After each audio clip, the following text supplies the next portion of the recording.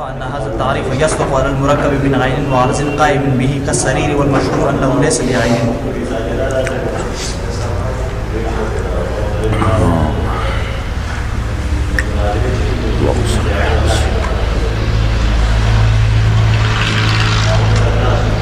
اب یہ انہوں نے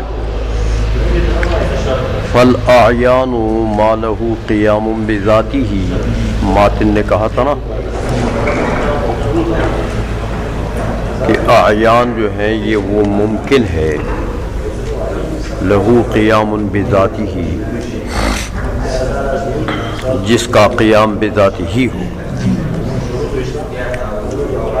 تو کہتے یہ قیام بذاتہ ہی جو ہے اس لفظ میں کہ لہو قیام بذاتہ متکلمین الگ معنی کرتے ہیں اس کا، فلاسفہ الگ معنی کرتے ہیں. تو انہوں نے یہاں متکلمین کا پہلے ذکر کیا کہ یہ کتاب علم کلام کی ہے، بعد میں فلاسفہ کا ذکر کیا. وعند الفلاسفة آخر معنی قیام الشیء بذاتہ. تو علامہ خیالی فرماتے ہیں کہ یہ جو قیامی ہی ہے، ہی کی ضمیر کا مرجع تو وہاں شارح نے بھی بتایا تھا، علامہ تفتزانی نے، تو یہاں انہوں نے بھی بتا دیا کہ اے قیام العین او الممکن چیز ایک ہے، کیونکہ وہ عین جو ہے ممکن کی قسم ہے نا، تو دونوں میں سے کوئی بھی مرجع ہو سکتا ہے. لیکن یہ قیام ہی کیوں کہہ دیا؟ اس قیام کو اس ممکن کی طرف مضاف کیوں کیا؟ اس تقیید بالاضافت کی کیا وجہ ہے؟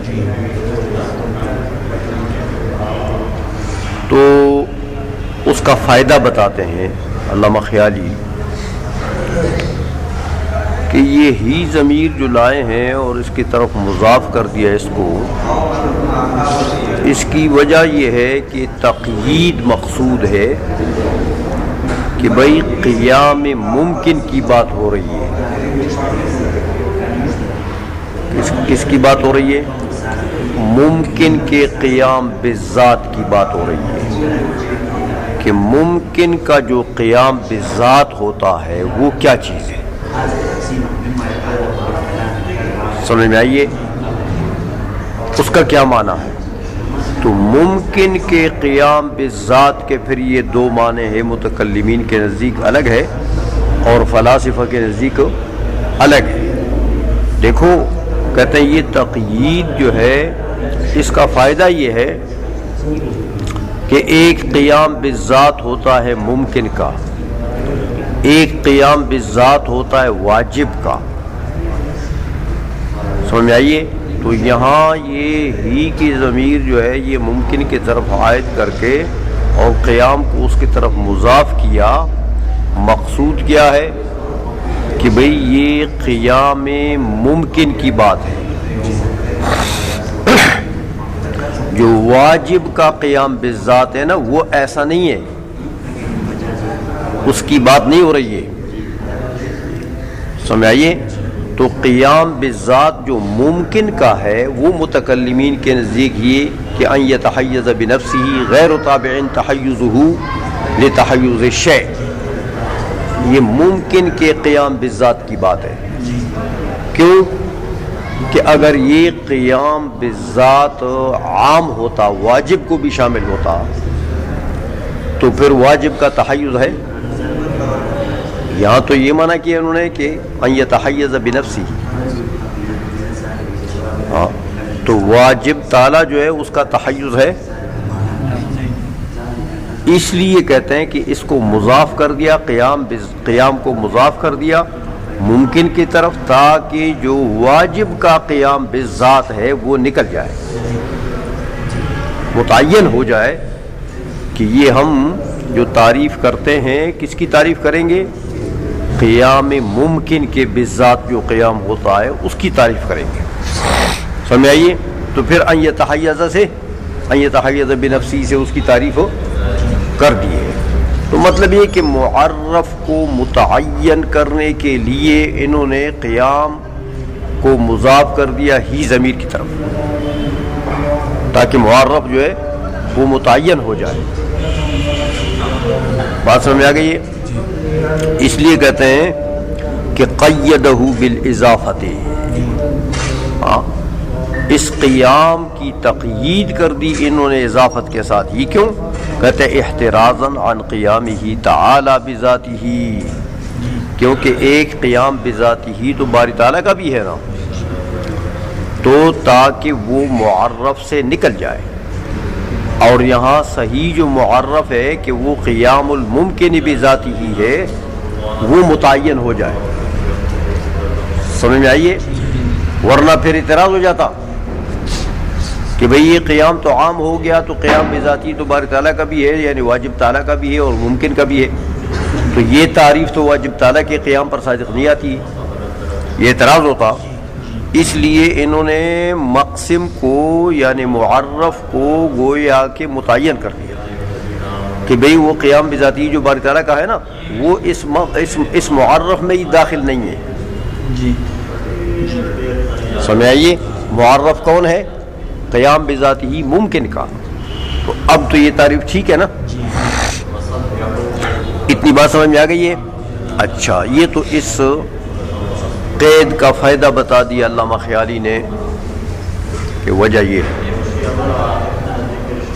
ثم لا یخفی سے اب ایک اعتراض ہوتا ہے.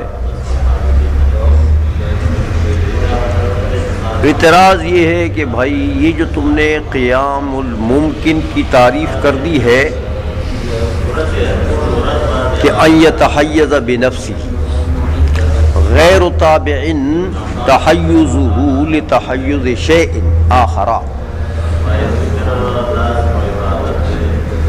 یہ جو تعریف تم نے کی ہے قیام الممکن کی بذاتہ ہی، تو یہ گویا کہ یہ عین ہو جائے گا. عین کہ عین کس کو کہتے ہیں؟ کہ ما یتحیز بنفس، ہاں یہ عین ہے. تو میرے بھائی یہ عین کی جو یہ تعریف ہے، یہ تو میں آپ کو بتاتا ہوں کہ ایک چیز ہے وہ مرکب ہے جوہر اور عرض سے. تو جوہر اور عرض سے جو مرکب ہو وہ عین تو نہیں ہوتا، کیونکہ نتیجہ ارذل کے تابع ہوتا ہے. سمجھائیے؟ تو وہ تو عین نہیں ہے، لیکن اس کے باوجود یہ عین کی تعریف اس کے اوپر صادق آتی ہے. سمجھ میں آئیے؟ جیسے دیکھو مثال دیتے ہیں علامہ خیالی کہ جیسے سریر ہے، یہ چارپائی جو بناتے ہو،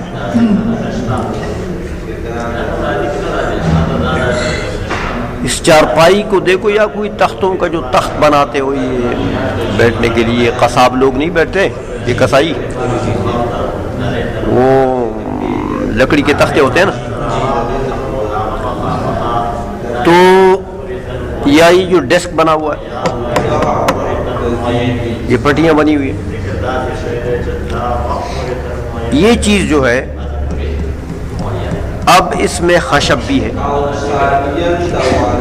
تو وہ تو جوہر ہے، لیکن ایک اس میں عرض ہے جو اسی جوہر کے ساتھ وہ قائم ہے. وہ کیا ہے؟ وہ اس کی ہیئت ترکیبی، ہیئت ترکیبی. تو یہ لکڑیاں اور ان لکڑیوں کی یہ جو ہیئت ترکیبی ہے جو ان لکڑیوں کو عارض ہے، کسی بار چیز کو عارض نہیں ہے، اسی جوہر کو عارض ہے. یہ دونوں ملا کر، یہ لکڑیاں اور ہیئت ترکیبی دونوں ملا کر تو کیا بن جائے گا؟ سریر، ڈیسک. سمجھ آئیے؟ اچھا، اب یہاں جوہر بھی ہے، یہ خشب عین بھی ہے اس میں، لیکن عین کے علاوہ ہیئت ترکیبی بھی ہے. تو ہیئت ترکیبی تو عرض ہے، اور وہ عارض ہے کس کو؟ اسی جوہر کو، اسی عین کو. تو اب یہ بتاؤ، یہ جو ڈیسک ہے یہ ان یتحیز بنفسہ غیر تابع تحیزہ لتحیز شیء آخر، یہ تعریف اس کے اوپر صادق ہے کہ نہیں ہے؟ اس کا تحیز کسی شے کے تحیز کے تابع ہے، یہ متحیز بنفسی نہیں ہے. سمجھ میں آ گئی ہے؟ حالانکہ اس کو تو جوہر اور عین نہیں کہہ سکتے، کہ اس کے اجزاء میں سے کیا چیز ہے؟ ہیئت ترکیبی عرض. تو عرض اور جوہر سے جو مرکب ہو وہ جوہر ہوتا ہے؟ نہیں. آئی سمجھ میں؟ تو یہ عین تو نہیں ہے، لیکن اس کے باوجود اس کے اوپر تعریف ہو عین کی صادقہ رہی ہے. آئی سمجھ میں؟ یہ ایک اعتراض ہوتا ہے یہاں پر جو لا یخفا سے علامہ خیالی نے اس کو نقل کر دیا. فرماتے ہیں ثم لا یخفا ان هذا التعریف يصدق على المرکب من عین وعرض قائم به. مخفی نہ رہے کہ یہ جو تعریف ہے تم نے جو عین کی ہے یہ تو بالکل صادق ہے اس مرکب کے اوپر جو عین اور عرض قائم به، وہ عرض جو اسی عین کے ساتھ قائم. تو اس مرکب کے اوپر یہ تعریف تو صادق ہے، حالانکہ یہ عین تو نہیں ہے. اس لیے کہتے ہیں والمشہور انہ لیس بعین، مشہور بات یہ ہے کہ یہ عین نہیں ہے. یہ ڈیسک عین جو مرکب و جوہر اور عرض سے وہ عین نہیں ہے، لیکن تعریف اس کے اوپر صادق آ رہی ہے. یہ ایک اعتراض یہاں پر علامہ خیالی نے کر کے چلے گئے. جواب آپ کے ذمے چھوڑ دیا کہ اپنے لیے جواب نکالو. آپ نے کچھ نکالا ہے؟ انہوں نے تو اعتراض کر کے چھوڑ دیا، چلے گئے.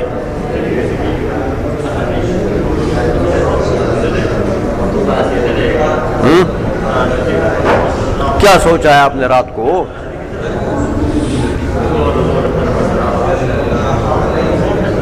یہ تو آپ کے ذمہ چھوڑ گئے. کچھ سوچا ہے؟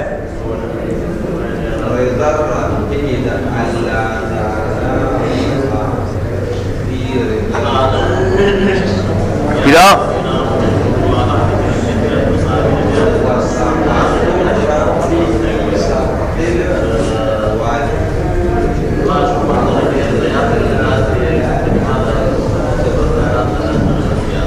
رات کو مطالعہ میں کیا سوچا ہے آپ نے؟ مطالعہ اس کا نام نہیں نا کہ خالی آپ تلاوت کریں.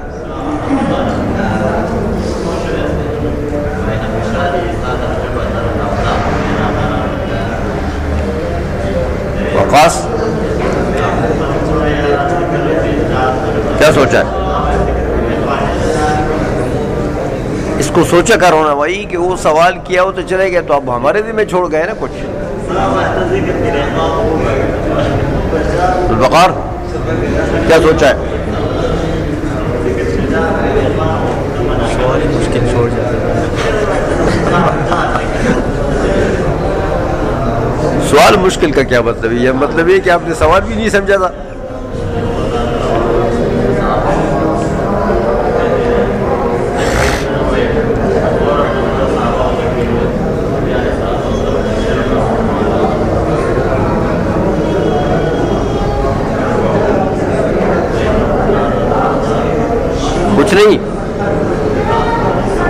دیکھو بھائی، ایک تو جواب کی طرف اشارہ کر دیا انہوں نے کہ والمشہور انہ لیس بعین، والمشہور کہہ کر جواب کی طرف اشارہ کر دیا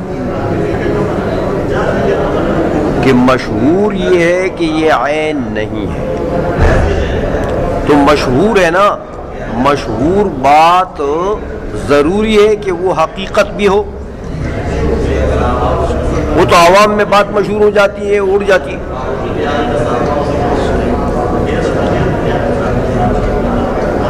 سمجھ میں آئیے؟ تو یہ تو اڑی اڑائی بات ہے نا،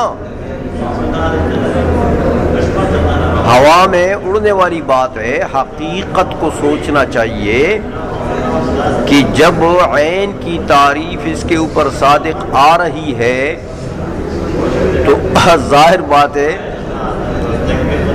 کہ انسان آپ اس کو کہیں جی اس کے اوپر انسان کی تعریف صادق آتی ہے، کہ انسان کسی اور چیز کو کہو گے جس پر انسان کی تعریف صادق آئے وہی انسان ہے، چاہے اس کے دو ناک ہوں، سنائیے، اس کے 4 کان ہوں، اس کے اجزاء بڑھ جائیں، 10 20 15 20 ٹانگیں لگ جائے، سمجھ آئیے؟ تو انسان کی تعریف جس پر صادق آ جائے بس وہی انسان ہے۔ تعریف تو صادق آتی ہے اور پھر کہتے ہو انسان نہیں، کیوں؟ کہ اس کا ایک ناک زیادہ ہے۔ تو ناک کے زیادہ یا کم ہونے کا اعتبار ہے انسانیت میں؟ نہیں بھائی، یہاں بھی ایسا ہی ہے۔ حقیقت میں یہ عین ہے، یہ جو سریر ہے یا یہ ڈسک ہے یہ عین ہے۔ تم کہو گے یہ تو مرکب ہے، کس سے؟ جوہر اور عرض سے۔ ہم کہتے ہیں یہ مرکب نہیں ہے، مرکب تو اس کو کہتے ہیں جس کے اجزاء میں تعدد ہو، تو یہ مرکب تو ہے لیکن خشبات سے ہے۔ اس کے اجزاء کیا ہیں؟ خشبات یا کیل وغیرہ۔ وہ جو ہیئت ترکیبی ہے وہ جز نہیں ہے اس کا۔ ہیئت ترکیبی تو اس کے جڑ جانے کے بعد اس کو عارض ہو گئی ہے۔ مجھے بتاؤ، اس کا پیر جو ہے وہ ہیئت ترکیبی ہے؟ یہ پیر ہیئت ترکیبی ہے کہ جز بن جائے؟ یہ تختہ جو لگا ہوا ہے یہ کوئی ہیئت ترکیبی ہے؟ یہ کیل کا نام ہیئت ترکیبی ہے؟ میرے بھائی، ہیئت ترکیبی جو ہے وہ تو اس کا عرض ہے، وہ تو اس کے جڑ جانے کے بعد ہیئت ترکیبی اس کو عارض ہو گئی ہے، تو وہ جز ہے۔ تو یہ عرض اور جوہر سے مرکب نہیں ہے، جواہر سے مرکب ہے، خشبات سے مرکب ہے، اس کے اجزائے ترکیبیہ میں عرض نہیں ہے۔ سمجھ آئیے؟ اسی لیے تو اس کے اوپر عین کی تعریف صادق آتی ہے۔ اگر یہ مرکب ہوتا اور عرض اس کا جز ہوتا، جوہر اور عرض سے مرکب ہوتا اور عرض اس کا جز ہوتا، تو پھر اس کے اوپر عین کی تعریف صادق آتی۔ سمجھ میں آ گئی ہے؟ اس لیے مشہور کے لفظ سے بتا دیا انہوں نے، اشارہ کر دیا کہ بھئی یہ اڑی اڑائی بات ہے کہ یہ عین نہیں ہے۔ حقیقت میں تو یہ، اس کی حقیقت کو دیکھو تو یہ عین ہے۔ باقی رہی یہ بات کہ تم کہتے ہو یہ تو یہ تو عرض اور جور سے مرکب ہے، عرض اور جور سے ترکیب کدھر ہے؟ وہ عرض تو اس کے اجزاء میں داخل نہیں ہے۔ آئی سمجھ میں بات ہو؟ اس لیے والمشہور سے یہ جواب کی طرف علامہ خیالی نے اشارہ کر دیا، اس لیے آپ کے ذمے چھوڑ دیا کہ بھائی میں نے اشارہ کر دیا، تم نکالو اپنے لیے جواب نکالو۔ سمجھ میں آ گئی ہے؟ چلو جی۔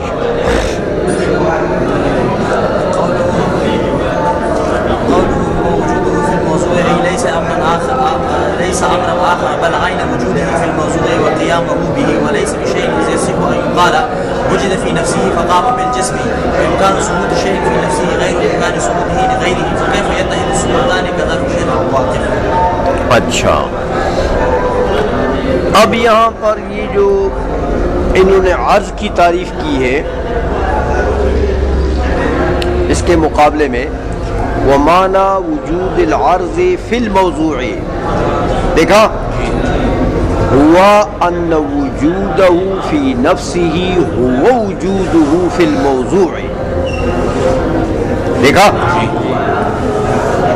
کہ عرض کے وجود کا کیا مطلب ہے کہ عرض بھی وجود رکھتا ہے، تو کہتے ہیں عرض کے وجود کا یہ مطلب ہے کہ ہوا وجودہ فی الموضوع، اس کا وجود فی نفسہ ہی ہے نا، اس کا وجود فی ذاتی ہی، وہ کون سا وجود ہے؟ وہ وجود فی الموضوع، وہ جو اس کا موضوع میں وجود ہے، یعنی معروض میں جو اس کا وجود ہے، بس عرض کا وہی وجود ہے۔ سمجھ میں آ گئی ہے؟ اور تفریح بٹھا دی نا اس کے اوپر، وَلِهَذَا يَمْتَنِعُ الْانْتِقَالُ عَنْهُ، چونکہ اس کا اپنا وجود فی نفسی ہی جو ہے وہ وہی وجود ہے جو اس کا وجود فی الموضوع ہے۔ جیسے دیکھو یہ جو کالا رنگ ہے، اس کالے رنگ کا وجود فی نفسی ہی فی ذاتی ہی کون سا وجود ہے؟ جو اس کا وجود ہے اس کپڑے کے ساتھ لگ جانے کے بعد، کپڑے کے ساتھ لگ گیا نا، بس تو اب اس کا وجود فی نفسی ہی یہی وجود ہے کہ جو اس کا اپنے معروض کے ساتھ قیام ہے، یہی اس کا وجود ہے۔ اس کے علاوہ وجود فی الموضوع کے علاوہ اس کا کوئی وجود فی نفس ہی نہیں ہے، اس لیے یہ انتقال قبول کرتا ہے اس سے۔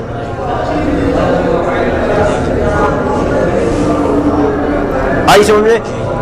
یہ عرض کے وجود کا معنی کر دیا انہوں نے کہ عین کا وجود وہ ہے ان یتحیز بنفسہ، اور عرض کا وجود یہ ہے کہ اس کا جو وجود فی الموضوع ہے بس وہی اس کا وجود فی نفسی ہے۔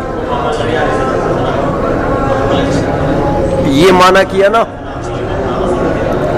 عرض کے وجود کا۔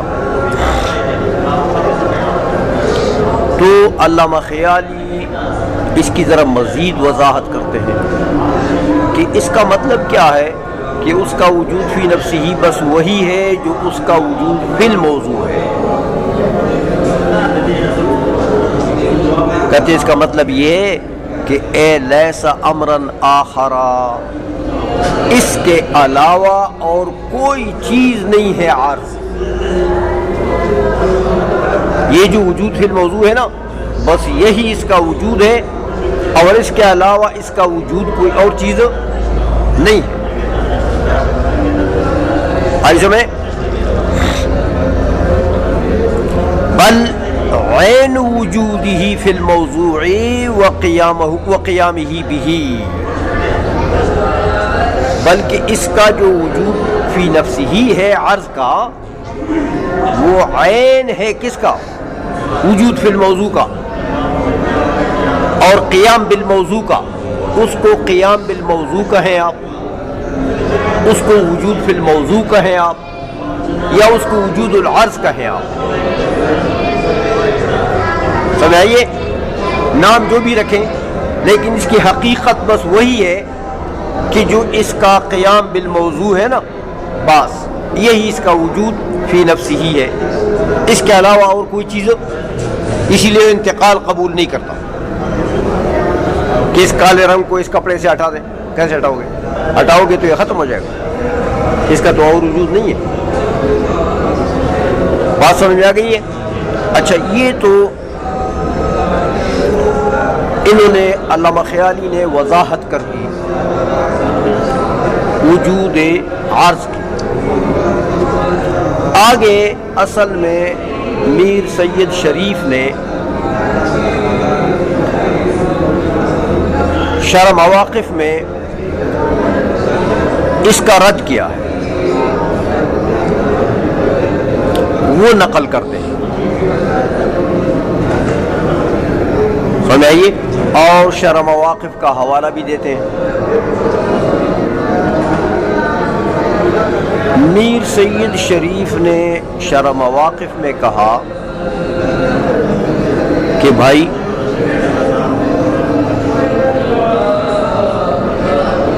دیکھو، یہ کہنا کہ عرض کا وجود فی نفسی ہی بس وہی ہے جو اس کا قیام بالمعروض ہے، بس اس کا اور کوئی وجود فی نفسی نہیں ہے. یار کہتے ہیں یہ بات سمجھ میں نہیں آتی،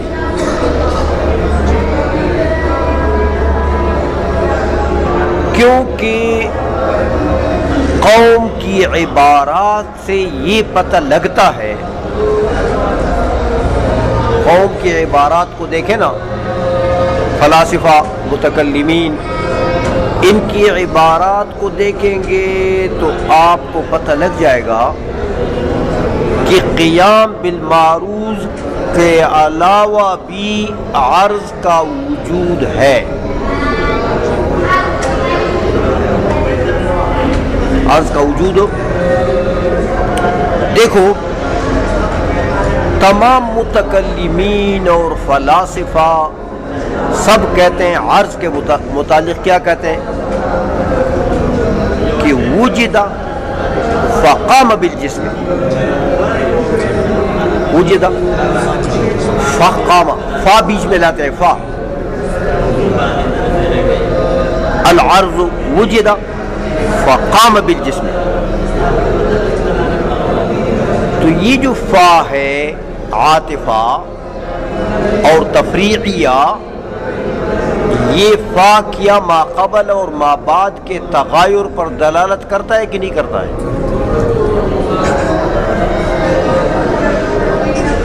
تو یہ وجدہ، یہ کوئی الگ چیز معلوم ہوتی ہے، اور قام بالجسم یہ الگ چیز ہے.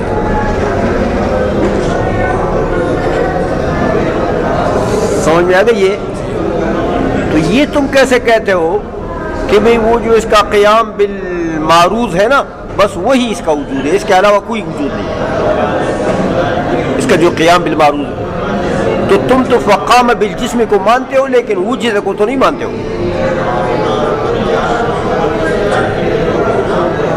سمجھ میں آ گئی ہے؟ یہ بات میر سید شریف نے شرح مواقف میں کہی کہ بھائی یہ بات جو ہے کہ تم کہتے ہو کہ بس جو اس کا قیام بالموضوع ہے یہی اس کا وجود فی نفسی ہے، یہ تو قوم کی عبارات جو ہیں وہ اس کی تائید نہیں کرتی ہیں، اس لیے نقل کرتے ہیں کہ وَلَيْسَ بِشَيْءٍ. یہ جو متکلمین کی تم نے تعریف نقل کی عرض کی، کہتے ہیں کوئی چیز نہیں ہے، اس کی کوئی حقیقت نہیں ہے. کیوں کہ اذ یصح ان یقال وجد فی نفسہ فقام بالجسم، وجد فی نفسہ فقام بالجسم. تو میرے بھائی یہ فا جو ہے یہ تو تغایر ما قبل اور ما بعد پر دلالت کرتا ہے. تو معلوم یہ ہوتا ہے کہ وجود فی نفسہ عرض کا اور چیز ہے اور قیام بالمعروض اس کا یہ الگ چیز ہے. تو تم تم دونوں کو ایک بناتے ہو، یہ ایک نہیں ہے. بات سمجھ میں آ گئی ہے؟ اچھا، ایک تو انہوں نے یہ کہا. دوسرا یہ بتائیں کہ عرض جو ہے، عرض یہ تم نے قسم بنا دیا کس کا؟ ممکن کا. یہ عین اور عرض یہ دو قسمیں کس کی؟ ممکن کی. تو ممکن کس کو کہتے ہیں؟ جس کا وجود اور عدم برابر ہو.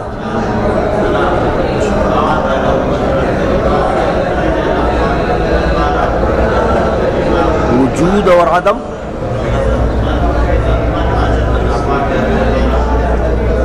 ذرا سوچو کہ جب عرض کو ممکن کہتے ہو تو امکان عرض کو لاحق ہوا کہ نہیں لاحق ہوا؟ ایک. دوسرا یہ کہ اس عرض کا قیام بالموضوع یہ ممکن ہے کہ ممتنع ہے کہ واجب ہے؟ یہ کیا ہے؟ یہ بھی ممکن ہے. تو قیام بالموضوع کو بھی امکان عارض ہو گیا. عرض بھی ممکن کی قسم ہے تو اس کو بھی امکان عارض ہے.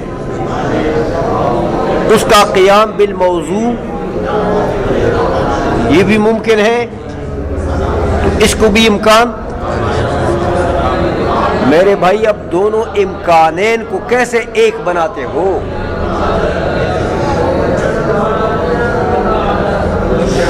سمجھ آ گئی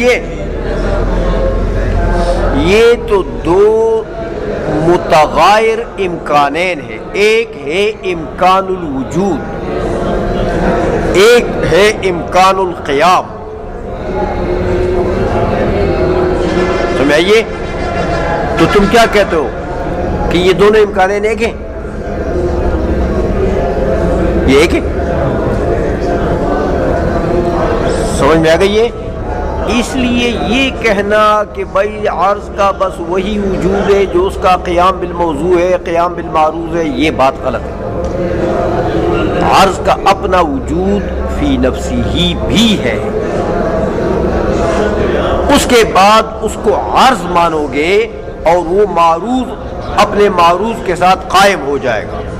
اور اگر قیام المعروض سے پہلے اس کی کوئی حقیقت نہیں ہے تو قائم کیا چیز ہو گئی ہے؟ بات سمجھ رہے ہو؟ تم کہتے ہو یہ قیام بالمعروض اس کا وجود فی نفسی ہے نا، اس کے علاوہ اور کوئی چیز نہیں ہے. تو جب قیام سے پہلے اس کی کوئی حقیقت نہیں، یہ کوئی شے نہیں ہے، تو قائم کیا چیز ہو گئی ہے؟ نفی محض قائم ہو گئی ادھر معروض کے ساتھ. یہ تو پھر نفی محض ہو گئی نا، عدم محض. قبل عروض کے عرض کیا ہے؟ عدم محض. تو عدم محض آ کر قائم ہو گیا. کوئی عقل کی بات کرو یار. بات سمجھ میں آ رہی کہ نہیں آ رہی ہے؟ اس لیے میر سید نے کہا کہ یہ بات بالکل غلط بات ہے. یہ جو تعریف انہوں نے کی ہے نا عرض کی کہ بس اس کا وجود وہی ہے جو وجود فی الموضوع ہے، اس کے علاوہ کوئی حقیقت نہیں. اس کی حقیقت نہیں ہے تو قائم کس کو کرتے ہو؟ قیام تو چاہتا ہے کس کو؟ جب قیام کی نسبت بناتے ہو تو وہ قائم اور ماقام بھی دونوں کو چاہتا ہے. یہ نسبت ہے. تو ایک چیز قائم ہوگی دوسری ماقام بھی ہی ہوگی. تو تم کہتے ہو وہ جو قائم ہے اس کی حقیقت ہی نہیں. قبل قیام کے اس کی حقیقت ہو، تو اگر اس کی حقیقت نہیں تو قائم کس چیز کو کرتے ہو؟ کیا چیز قائم ہو گئی؟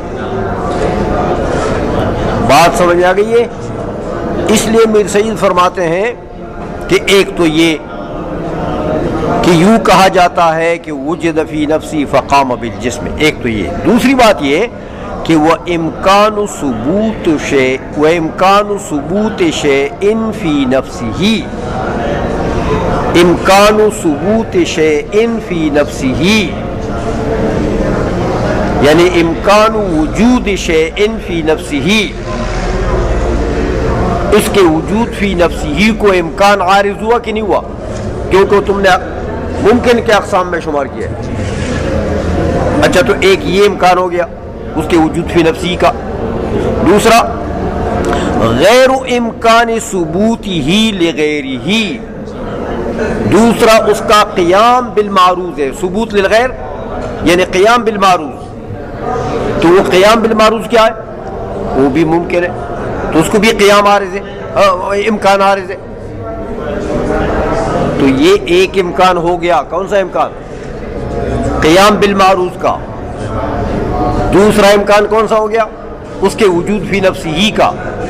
تو میرے بھائی فکیف یتحد الثبوتان، وہ دونوں ثبوتین جو ہیں، یعنی ایک اس کا امکان فی نفسہ اور ایک اس کا امکان قیام والا، یہ دونوں میں اتحاد کیسے آ گیا؟ قضا فی شرح المواقف، شرح مواقف میں میر سید تو بہت باریک جاتا ہے نا. انہوں نے کہا یہ بات غلط ہے کہ یہ جو تعریف کرتے ہیں یہ متکلمین یا فلاسفہ بھی بعض یہی تعریف کرتے ہیں، کہتے ہیں یہ بات غلط ہے. اس کا تو مطلب یہ کہ آپ عدم محض کو لاحق کرتے ہیں، عدم محض کو لا کر تو اس کو قائم کرتے ہو معروض کے ساتھ. عدم محض کبھی قائم ہوتا ہے؟ ٹھیک ہے، تو معلوم ہوتا ہے کہ عرض کا وجود فی نفسہ قبل القیام بالمعروض ہے، وہ جا کر پھر قائم ہوگا معروض کے ساتھ. تو یہ کہنا کہ قیام بالمعروض کے علاوہ اس کی کوئی حقیقت ہی نہیں ہے، یہ بات ہی غلط ہے. سمجھ گئے ہو کہ نہیں سمجھے ہو گیا؟ والعرض والعمق بمعنى البعد المقياس أولا وثانيا وثالثا. دا کم صفحہ دا مولانا دے شیخانوں کو ماتا حضرت شروع. اچھا اب یہ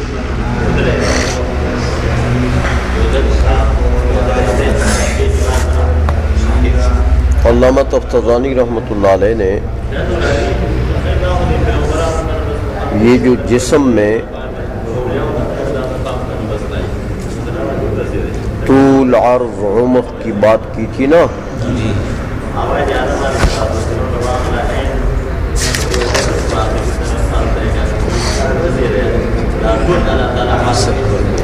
کم صفحہ تھا؟ دے شرح قائد کی 20 دا.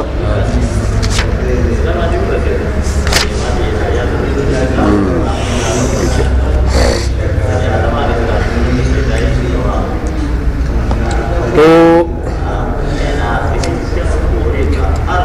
یہ چونکہ کئی اقوال نقل کیے تھے انہوں نے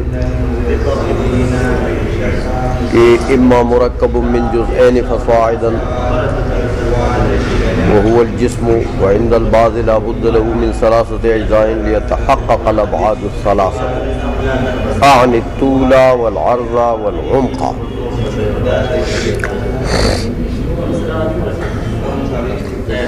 تو یہ اقوال نقل کیے کہ بعض نے تو کہا کہ بھائی جسم محض جسم کی ترکیب کے لیے 2 اجزاء لا تتجزا کافی ہے. محض ترکیب جو ہے وہ جس سے ہو جائے تو بس اتنے کافی ہے. تو ادنا عدد جس سے ترکیب ہو سکتی ہے وہ 2 ہیں، اس لیے انہوں نے کہا کہ 2 کافی ہے. بعض نے کہا نہیں، صرف ترکیب کی بات نہیں ہے بلکہ ابعاد ثلاثہ کا تحقق چاہیے جسم میں. محض ترکیب سے کام نہیں بنے گا. دو سے تو محض ترکیب ہو جائے گی نا، کہ ایک مفرد تھا تو دو ہو جائیں گے تو محض ترکیب ہو جائے گی. لیکن ابعاد ثلاثہ تو متحقق نہیں ہوں گے. سمجھ آئیے، ابعاد ثلاثہ تو اس وقت متحقق ہوں گے جب کہ تین ہوں گے. تو یہ کہتے ہیں علامہ خیالی کہ دیکھو تین ہوں گی نا، تین ہوں گی تو ابعاد ثلاثہ کا تحقق ہو جائے گا. تحقق تو ہو جائے گا، لیکن وہ طریقہ کار کیا ہوگا، کیسے تحقق ہوگا ابعاد ثلاثہ کا تین میں؟ سمجھ آئیے. تو فرماتے ہیں کہ اصل بات یہ ہے کہ دو اجزاء رکھو گے، دو نیچے، جیسے میں نے آپ کو بتایا تھا نا، دو نیچے رکھو گے تو ایک بعد اولاً جو بعد تھا جس کو طول کہتے ہیں اس کا تحقق ہوگا. تو سب سے پہلا مفروض بعد جو ہے وہ کون سا ہے؟ طول. اس کے بعد تیسرا جو آپ رکھیں گے نا ان کے ملتقا پر، تو دوسرے نمبر کا بعد جو ہے عرض، وہ متحقق ہوگا.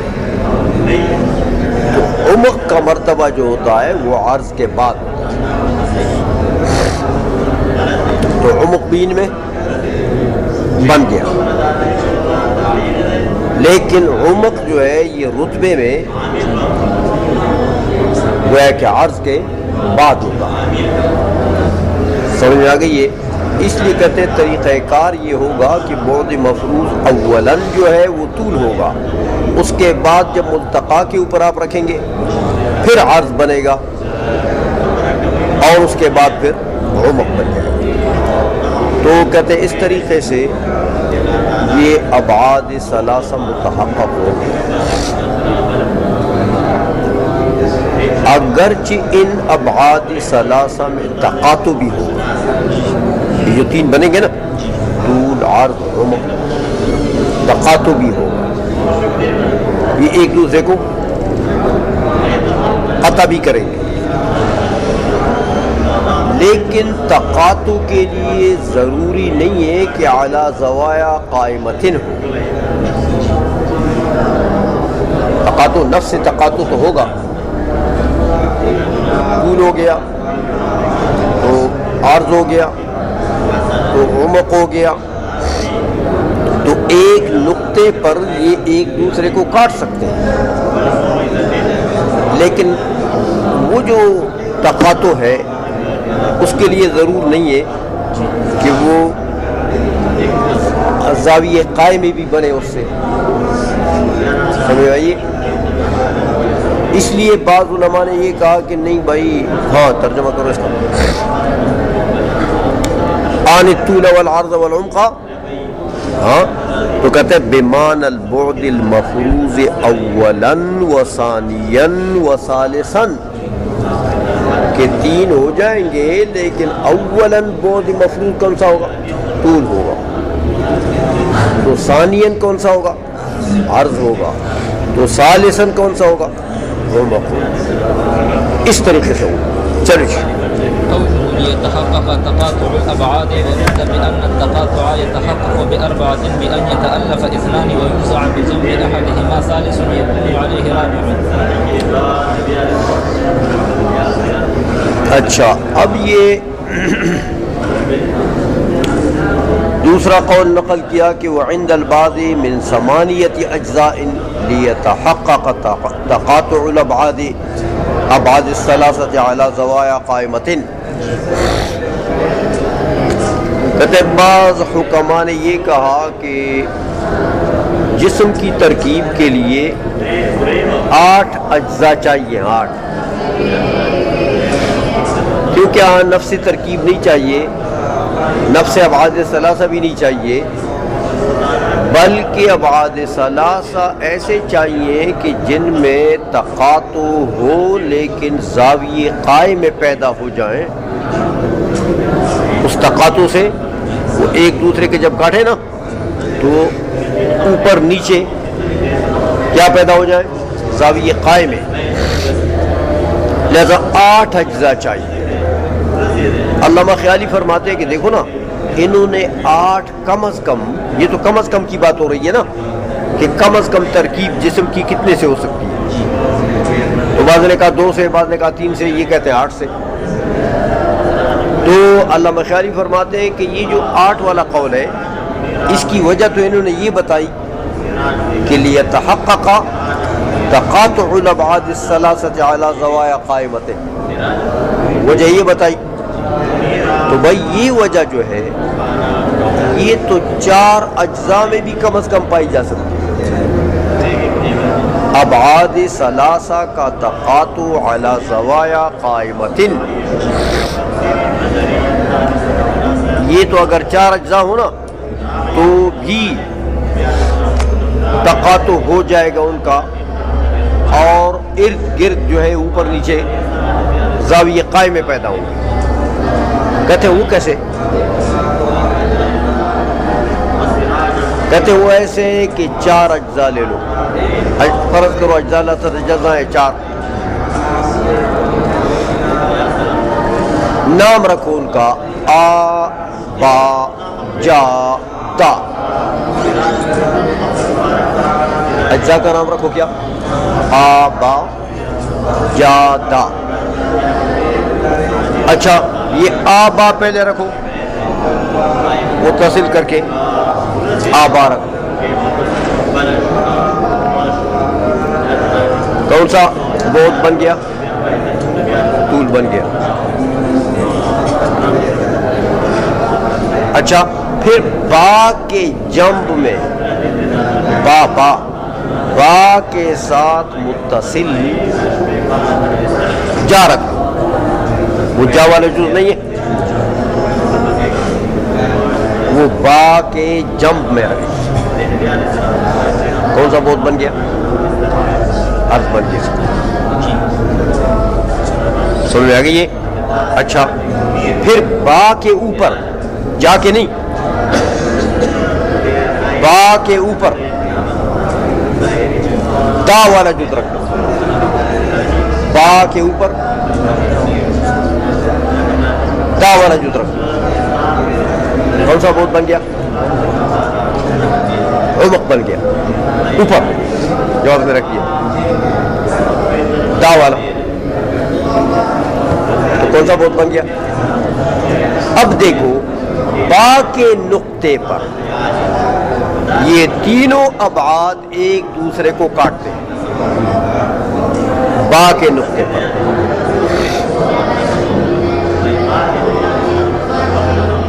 نہیں سمجھو؟ با کا جو نقطہ ہے وہاں طول بھی کیا ہے نا ایسا، تو وہاں عرض بھی بن گیا ایسا نا، تو وہاں عمق بھی بن گیا نا ایسا. تو با کے نقطے پر یہ تینوں ابعاد ایک دوسرے کو، اور زاویے کون سے بنے؟ قائم میں بن گئے، اوپر بھی نیچے کی طرف بھی. تو کہتے ہیں بھائی یہ تم نے 8 کی بات کیوں کی ہے؟ یہ تو کم از کم اجزاء کی بات ہو رہی ہے. تو کم از کم اجزاء جو علی سبیل التقاطع اگر ابعاد بناتے ہیں آپ کہ زاویے قائم میں پیدا ہو جائیں، اس کے لیے تو 4 کافی ہے. لہذا 8 یہ کم از کم اجزاء نہیں ہے، کم از کم 8 ہے، 4 ہے. سنائیے اس لیے کہتے ہیں لیتحقق تقاطع الابعاد وردا. علامہ خیالی فرماتے ہیں کہ وردا بأن التقاطع يتحقق بأربعة، کہ تقاطع علی سبیل زوایا قوائمہ جو ہے یہ تو 4 اجزاء سے بھی متحقق ہو سکتا ہے. عائشہ میں لیکن کیسے رکھو گے تو تقاطع بنے گا؟ کہتے ہیں ترکیب کا طریقہ بتاتا ہوں. بأن يتألف اثنان، پہلے 2 رکھو آبا، ہاں، وَيُوزَعَ بِجَنْبِ أَحَدِهِمَا ثَالِثٌ، اور احدہما سے میں نے آپ کو بتایا کون سا؟ با. با کے جنب میں وہ جا رکھ دو تو کون سا بہت بن گیا؟ اور پھر با کے اوپر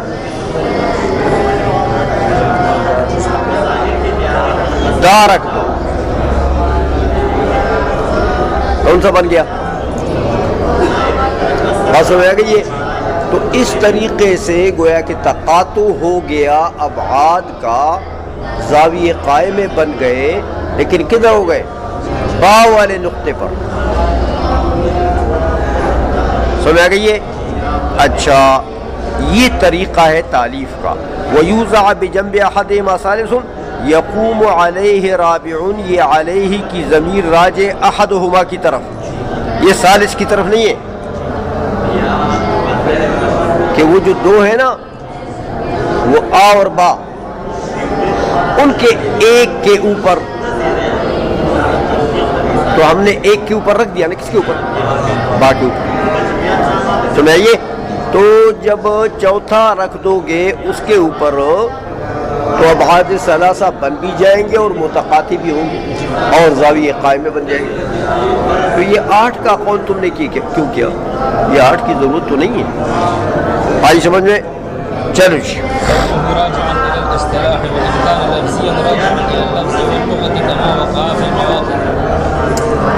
اچھا، اب یہ یہاں پر علامہ تفتزانی رحمۃ اللہ علیہ نے ایک بات فرمائی تھی. فرمایا کہ وَلَيْسَ هَذَا نِزَاعًا لَفْظِيًّا رَاجِعًا إِلَى الْاصْطِلَاحِ حَتَّى يُدْفَعَ بِأَنَّ لِكُلِّ أَحَدٍ أَن يَصْطَلِحَ عَلَى مَا شَاءَ.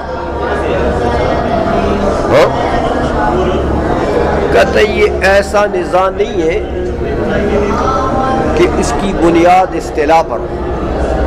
ہاں، اگر ایسا نزاع ہوتا کہ جس کی بنیاد اصطلاح پر ہو تو پھر اس کا تو دفع آسان ہے کہ چلو بھائی لا مشاحۃ فی الاصطلاح، اصطلاح میں کوئی بخل تو نہیں ہے، جس کی مرضی جو اصطلاح بنائے.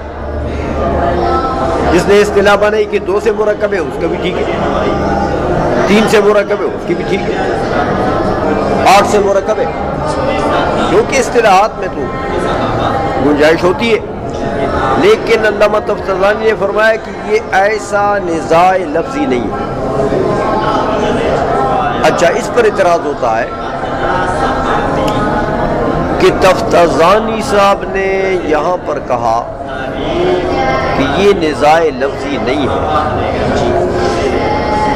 صاحب مواقف جو ہے قاضی عضد الدین رحمۃ اللہ تعالی علیہ، انہوں نے کہا کہ یہ نزاع لفظی ہے. یہ جو کہ بعض کہتے ہیں 2 سے مرکب، بعض کہتے ہیں 3 سے، بعض کہتے ہیں 8 سے، بعض کہتے ہیں 4 سے، تو یہ کیا نزاع ہے؟ قاضی عضد رحمۃ اللہ علیہ فرماتے ہیں کہ یہ نزاع لفظی ہے.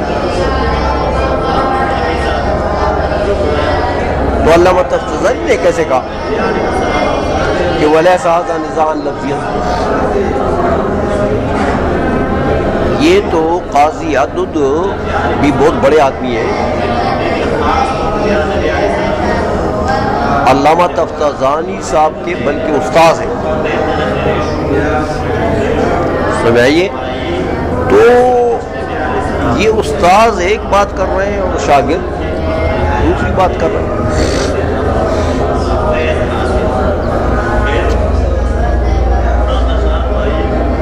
ویسے بھی قاضی عدد جو ہے ان کی بہت بڑی حیثیت ہے، بہت بڑے آدمی ہیں، تو یہ انہوں نے کیسے کہا کہ بھئی یہ نزاع لفظی نہیں ہے؟ سمجھ آ گئی ہے؟ یہ ایک اعتراض ہوتا ہے یہاں پر، علامہ خیالی اس کا جواب دیتے ہیں، کہتے ہیں بھائی دونوں میں توفیق ہو سکتی ہے۔ علامہ تفتزانی کے قول میں اور قاضی عدد الدین کے قول میں توفیق یہ ہے کہ دیکھو علامہ تفتزانی نے یہاں محض نزاع لفظی کا سلب نہیں کیا بلکہ مقید کا سلب کیا، اور قاعدہ ہے کہ مقید کا جب سلب ہو تو اکثر و بیشتر سلب عائد ہوتا ہے قید کی طرف، قاعدہ اکثریہ ہے، اہل عربیہ کے قاعدے ہوتے ہیں اکثریہ، کہ جب مقید کا سلب ہو تو سلب راجع ہوتا ہے کس کی طرف؟ قید کی طرف۔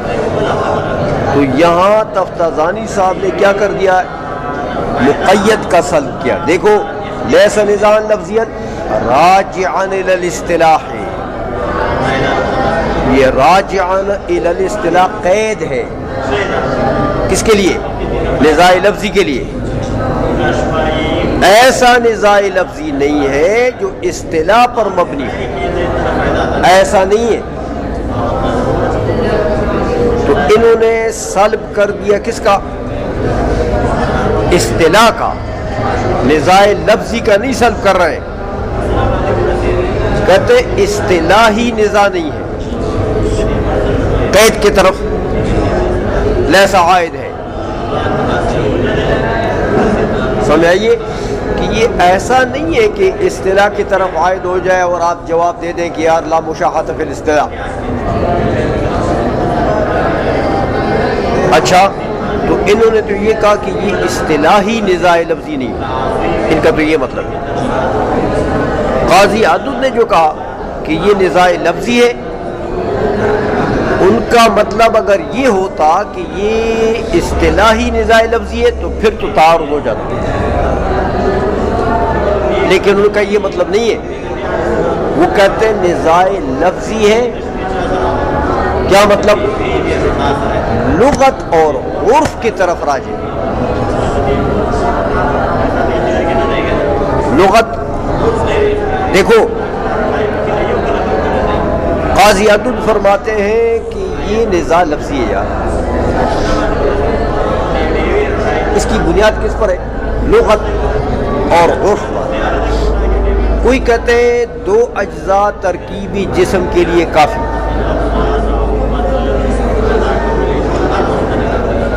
کون کہتا ہے؟ اہل لغت، کہ بھئی جسم تو محض اس کو کہتے ہیں جس میں ترکیب ہو، بس تو ترکیب تو دو سے ہو سکتی ہے نا،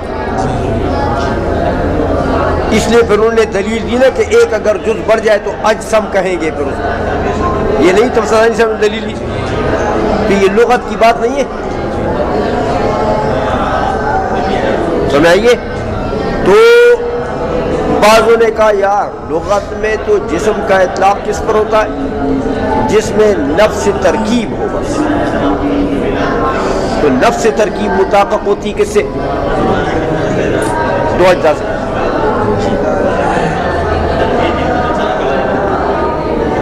اچھا تو اسی طرح عرف میں بھی یہ اہل لغت کا عرف ہے، انہوں نے کہا نفس ترکیب ہو بس کافی۔ بعض نے کہا نہیں یار، وہ بعض عرفوں کے اوپر اس پر جسم کا اطلاق نہیں ہوتا، وہ جو تین سے مرکب ہو اس پر ہوتا۔ سنائیے، دوسرے نے کہا نہیں یار، وہ ہمارے عرف میں تو نہیں ہوتا ایسا، تین پر بھی نہیں ہوتا، ہمارے عرف میں تو اطلاق ہوتا ہے جسم کا اس پر جو جس میں ابعاد ثلاثہ علی سبیل تقاطع ہوں اور زاویہ قائم میں بنے، یہ دیکھو ایک عرف والا ایک معنی کرتا ہے اس کی لغت میں وہی، دوسرا عرف والا دوسرا کرتا ہے اس کے لغت میں وہی، تیسرے عرف والا تیسرا کرتا ہے اس کے لغت میں وہی. تو جو صاحب مواقف نے کہا ہے کہ یہ نزاع لفظی ہے، اس کا کیا مطلب ہے کہ یہ لفظی ہے یعنی لغت اور عرف پر مبنی ہے. ایک عرف والے کے نزدیک 2 سے بنتا ہے جسم، دوسرے عرف والے کے نزدیک 3 سے بنتا ہے، تیسرے عرف والے کے نزدیک 8 سے بنتا ہے. تو نزاع تو لفظی ہو گیا. سمجھ میں آ گئی ہے. لیکن رجوع کس کی طرف ہوا؟ عرف اور لغت کی طرف. تو تفتزانی صاحب نے سلب کیا ہے عرف و لغت کا. تفتزانی صاحب نے تو اصطلاح کا سلب کر دیا کہ اصطلاح پر مبنی نہیں. بات سمجھ میں آ گئی ہے کہ نہیں آئی؟ راجعان للاسراء وَإِن كَانَ لَفْظِيًّا رَاجِعًا إِلَى اللَّفْظِ وَاللُّغَةِ كَمَا وَقَعَ فِي الْمَوَاقِفِ. سمجھ گئے ہو؟ اگرچہ لفظی تو ہے لیکن کون سا لفظی ہے؟ راجعاً إِلَى اللَّفْظِ وَاللُّغَةِ. سمجھئے یہ تو عرف اور لغت کے اوپر مبنی ہے. کسی کے عرف میں کچھ ہے تو اس کے لغت میں بھی ہوئی، کسی دوسرے علاقے کے عرف میں وہ 3 والا ہے ان کی لغت بھی، کسی اور علاقے کے عرف میں 8 سے بنتا ہے ان کی لغت بھی ہوئی. سمجھ میں آ گئی ہے؟ تو یہ نزاع لفظی ہے صاحب مواقف نے کہا، قاضی حدود نے. لیکن لفظی ایسا نہیں جو اصطلاح کے اوپر مدار ہو، بلکہ لفظی لغت پر مدار. عائشہ میں چلو ولا فرض غير مطابق للواقع والا فللعقل فرض كل شيء غير واقع. كل شيء غیر واقع، غیر صفت یہ. اچھا اب یہ تقسیم کی بات انہوں نے کہی ہے نا. دیکھو او غیر مرکب کالجوہر، متن کو دیکھو، متن کو شرح قائد نصفی. یعنی العین الذی لا يقبل الانقسام لا فعلا ولا وہما ولا فرضا. تو اس پر اعتراض ہوتا ہے. وہ تقسیم کے اقسام کی تعریف تو میں نے آپ کو کی تھی نا کہ وہمی جو ہے وہ تو تقسیمی جزئی ہے نا، اور فرضی یہ تقسیم کلی ہے. یعنی اس کے جو اقسام ہوتے ہیں وہ کلیات ہوتے ہیں.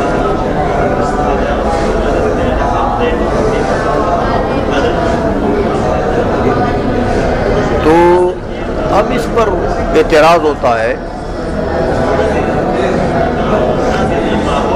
کہ بھائی یہ جو تقسیم فعلی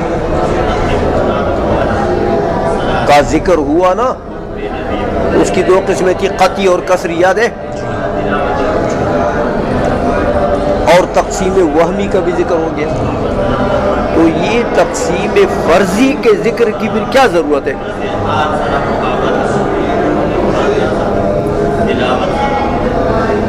اچھا اور چلو ذکر کر دیا تم نے.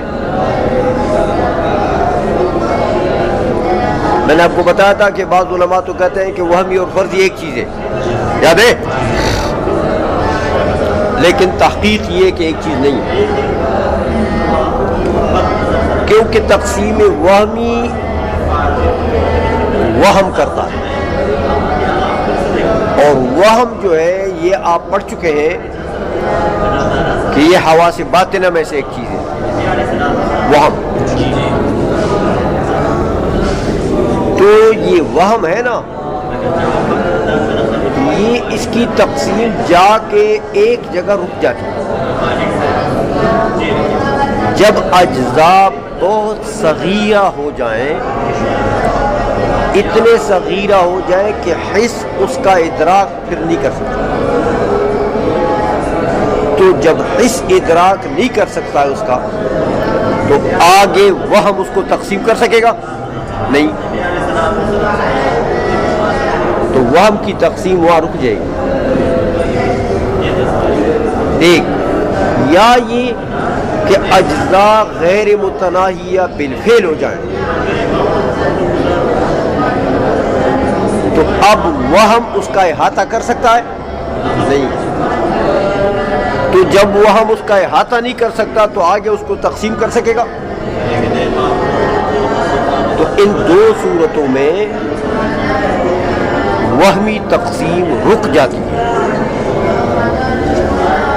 لیکن عقلی تقسیم جو ہے یہ فرضی یہ نہیں رکتی. کیوں کہ عقل تو کلیات جزیات سب پر قادر ہے. ہر چیز میں وہ شے دون شے پیدا کر سکتی ہے. شے دون شے تو وہی تقسیم ہے. تو اس لیے عقلاً کا ذکر کیا عقلاً کا کہ وہم کی تقسیم الگ ہے وہ رک جاتی ہے دو جگہ اور فرضی اور عقلی تقسیم جو ہے وہ نہیں رکتی. جتنے بھی صغیرہ اجزاء ہیں عقل تو اس کا ادراک کر سکتی تو تقسیم بھی کر سکتی شے دون شے بھی نکال سکتی.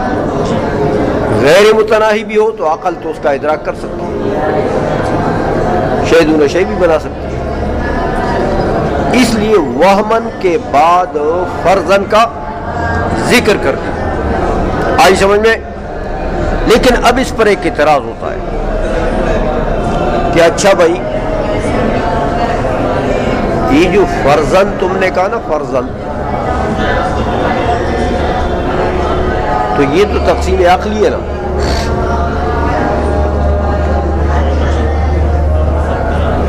تو یہ تو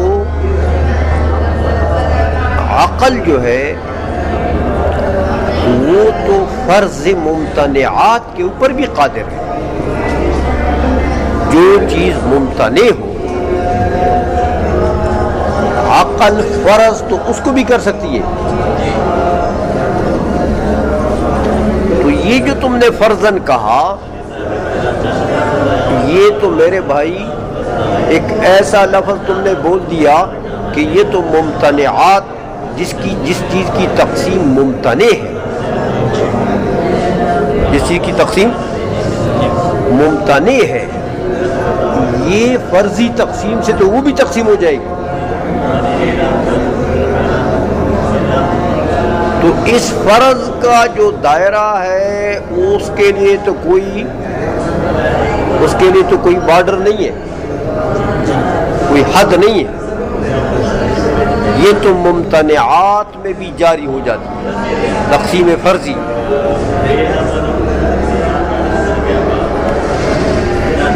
تو یہ تو معاملہ ٹھیک نہیں ہے.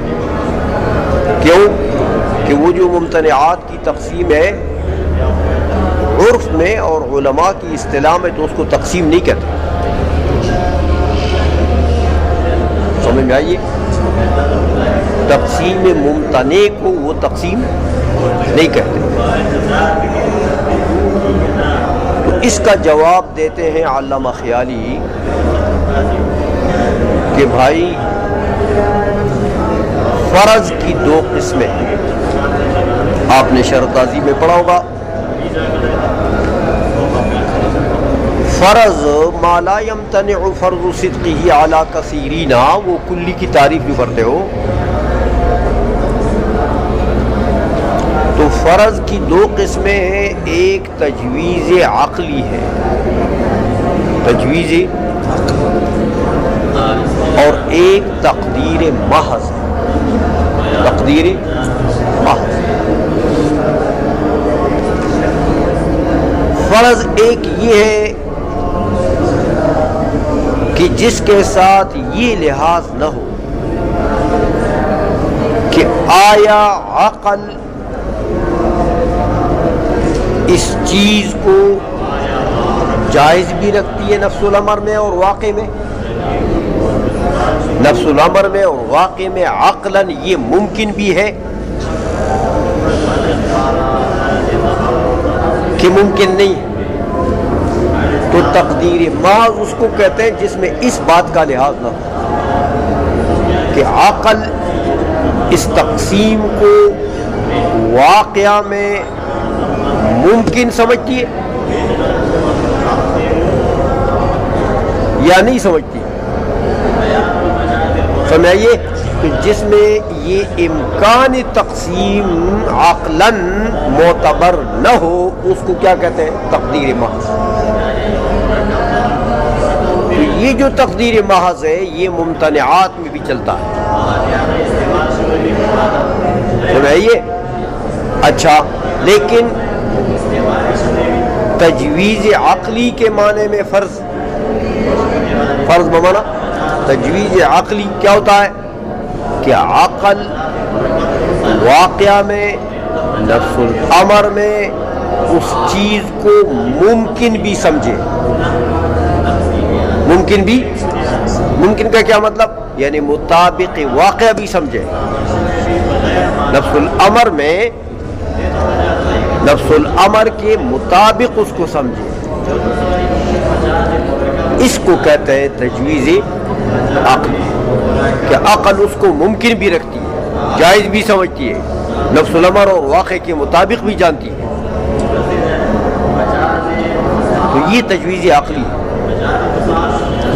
تو فرماتے ہیں یہ جو تم نے اعتراض کیا کہ یہ جو تقسیم فرضی ہے نا، او بھائی اس کا تو کوئی حد ہی نہیں، یہ تو ممتنعات میں بھی چلے گا. ہاں، جس کی تقسیم ممتنع ہو یہ تو وہاں بھی چل جائے گی. علامہ خیلی نے جواب دیا، کیا جواب دیا؟ کہ اے مطابقاً للواقع. یہاں پر فرض سے مراد وہ فرض نہیں ہے وہ تقدیر محض کے معنی میں کہ تم ممتنعات میں بھی چلا دو اس کو، بلکہ یہاں فرض سے کیا مراد ہے؟ تجویز عقلی کے معنی میں کہ عقل اس کو نفس الامر کے مطابق بھی سمجھے، ممکن بھی سمجھے نفس الامر میں. تو وہ بات ہے، اور فرض بمانا تقدیر محض نہیں ہے. یہاں پر بات سمجھ میں آ گئی ہے؟ وَإِلَّا، اور اگر تقدیر محض کے معنی میں لے لو، یہ قید نہ لگاؤ مطابقاً کا، تو پھر تو فَلِلْعَقْلِ فَرْضُ كُلِّ شَيْءٍ غَيْرِ وَاقِعٍ. ہاں، پھر تو عقل کے لیے جناب کوئی حد ہی نہیں ہے، وہ تو ہر چیز کو فرض کر سکتی ہے جو نفس الامر میں واقع ہی نہ ہو، اس کا وقوع ممکن بھی نہ ہو، اس کو بھی فرض کر سکتی ہے. آئی سمجھ میں کہ نہیں آئی؟ ہو گیا؟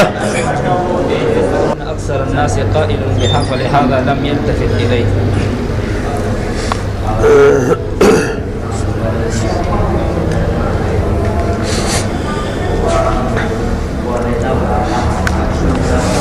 اب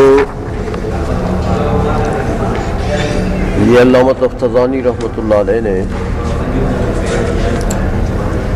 شرح میں یہ فرمایا کہ وَلَمْ يَقُلْ وَهُوَ الْجَوْهَرُ. یہ جو اعیان کی انہوں نے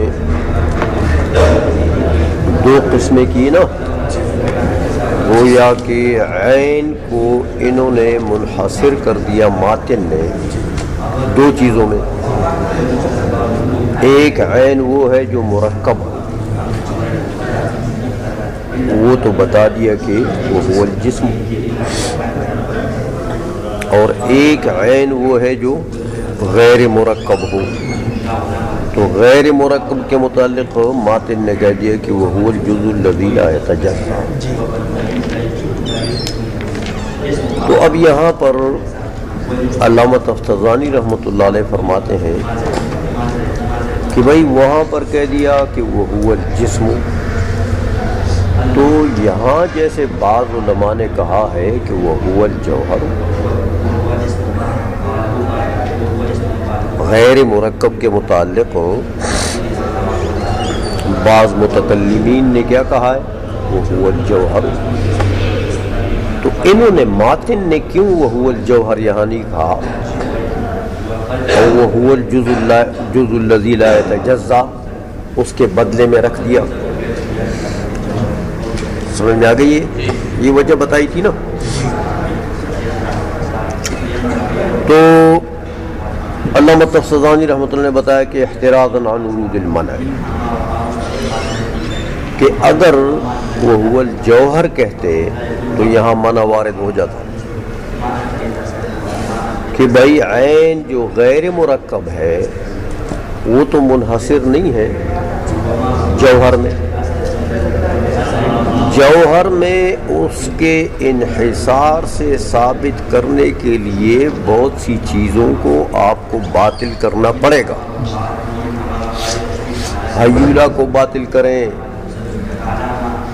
آئیے، کیونکہ وہ بھی عین ہے اور غیر مرکب ہے جو لوگ مانتے ہیں. صورت کو باطل کریں کیونکہ وہ بھی عین ہے غیر مرکب ہے جو لوگ مانتے ہیں. نفوس سے مجردہ کو باطل کریں، عقول کو باطل کریں، یعنی مجردات کو. تو یہ تو بہت سی چیزیں آپ کو باطل کرنی پڑیں گی. تو اس کے بعد جا کے غیر مرکب جو ہے وہ منحصر ہو جائے گا کس میں؟ جوہر میں. آئی سمجھ میں؟ اور اگر ان چیزوں کو آپ باطل نہیں کرتے ہیں تو یہ تو ہم نہیں مانتے کہ غیر مرکب منحصر ہے جوہر میں. یہ منع وارد ہو جاتا تھا. تو علامہ تفسیرانی نے بتایا اسی لیے باطن جو ہے وہ جوہر کا لفظ چھوڑ کر جو لا یتجزا کا لفظ اس کی جگہ پر بول دیا. علامہ خیالی فرماتے ہیں کہ منع تو وارد ہو جاتا اگر وہ جوہر کا لفظ کہتے ہیں ماتن تو منع تو وارد ہو جاتا، لیکن یہ کوئی ایسا منع نہیں ہے جس کا جواب نہ ہو. علامہ خیالی فرماتے ہیں کہ اگر منع وارد ہو بھی جاتا تو ہو جائے، کیا بات ہے، اس کا جواب ہے ہمارے پاس. جواب کیا ہے؟ کہتے ہیں جواب یہ ہے، یہ جواب دے سکتے ہیں کہ بھئی یہ عین کی جو ہم نے دو قسمیں کی ہیں، ایک مرکب اور غیر مرکب. مقسم جو ہے وہ جو عین ہے وہ مقسم وہ مطلق عین نہیں ہے، سمجھائیے، بلکہ عین وہ عین جس کا وجود ثابت ہو، جس کا وجود مسلم ہو. اس عین کی دو قسمیں ہیں، مرکب جسم اور غیر مرکب جوہر اگر کہتے ہیں، سمجھائیے. تو یہ دو قسمیں ہیں.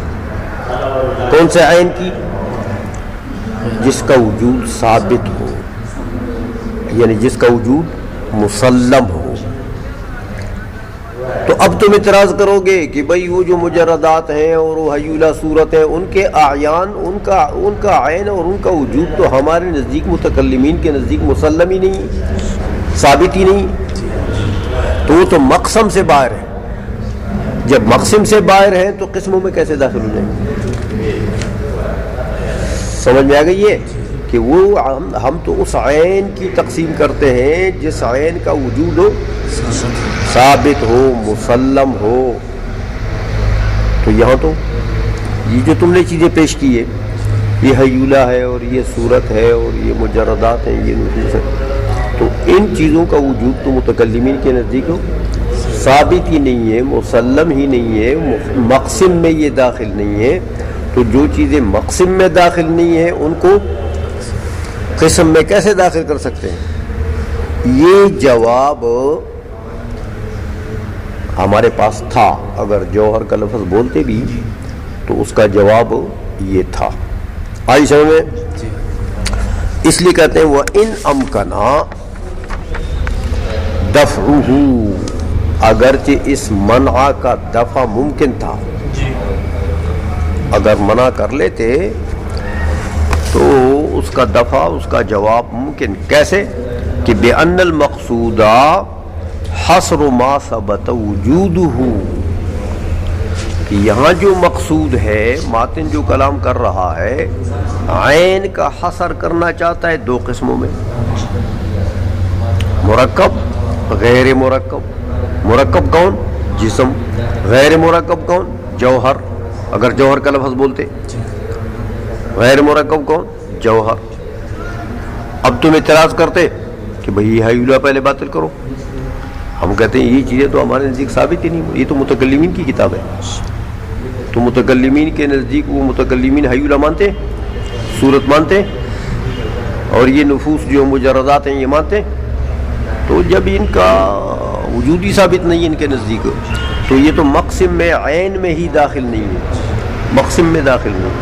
تو اگر قسم میں داخل نہ ہو جائے کوئی بات نہیں. آئیسوں میں یہ دفعہ اس کا تھا. اب کہتے ہیں بھائی چونکہ مسئلہ ذرا ماتن نے بہت دور سے نکالا پکڑا ہوا ہے، اصل میں یہ جو اعیان ممکن کی دو قسمیں کر دی، اعیان و اعراض، یاد ہے؟ پھر اعیان کی دو قسمیں کر دی، مرکب و غیر مرکب. اسی طرح اعراض کی بھی تفصیل کرے گا، اعراض کی بھی روائح وغیرہ وہ اقسام بیان کرے گا. یہ جو سارا بیان چلا جا رہا ہے، یہ بیان تو اصل میں تمہید ہے ایک اور چیز کے لیے.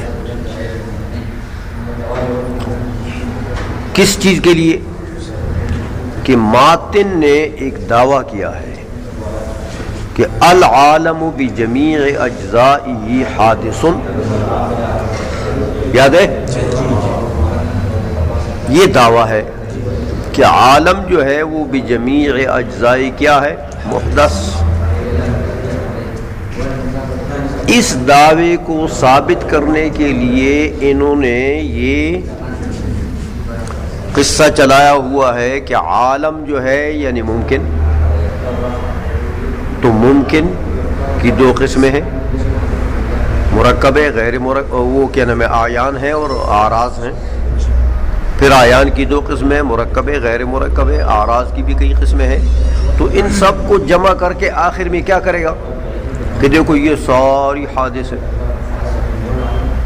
تو یہ عالم ہے نا سارا. سمجھائیے، تو یہ چیزیں ہیں عالم اور یہ تو سب حادث ہیں.